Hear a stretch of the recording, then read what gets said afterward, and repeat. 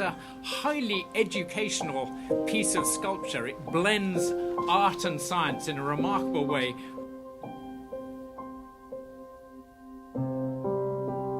I'm Matthew Jebb, and I'm lucky enough to be the director of the National Botanic Gardens.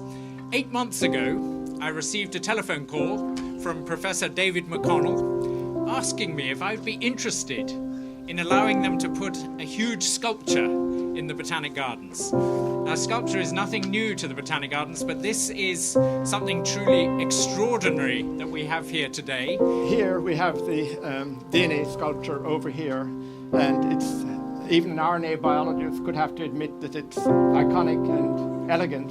And some of them would even say that it's a boring storage molecule.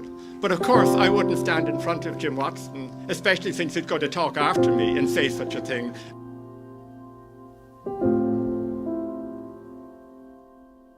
You know, this sculpture belongs in Ireland and wouldn't belong any other place.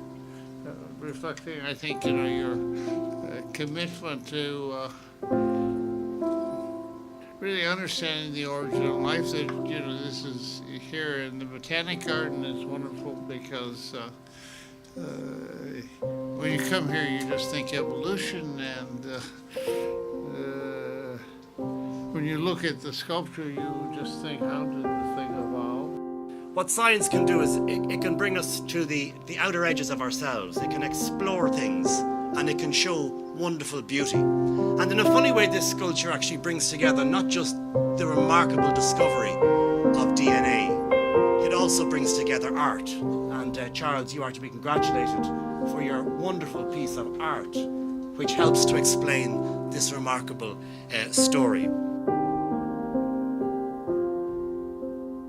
The only reason I'm here, apparently, is to accept this on behalf of the Irish people, and which is a wonderful honour.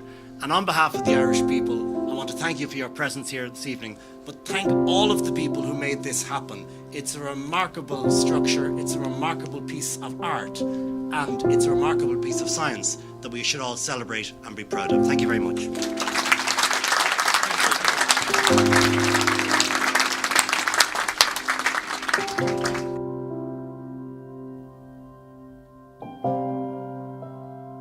And so the sculpture representation is only 20 million times or so bigger than the real thing in our cells. Each of the 10 million human cells in our bodies has between 1 and 10 million of them.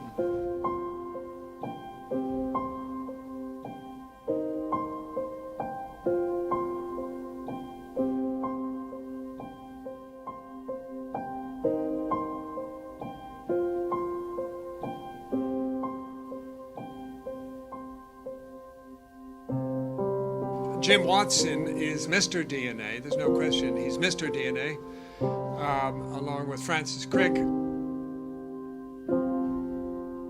May this new and highly original Charles James sculpture be a tribute to the counterparts of Darwin, be an inspiration to some and a pleasure to many. Gamagif Jinuit.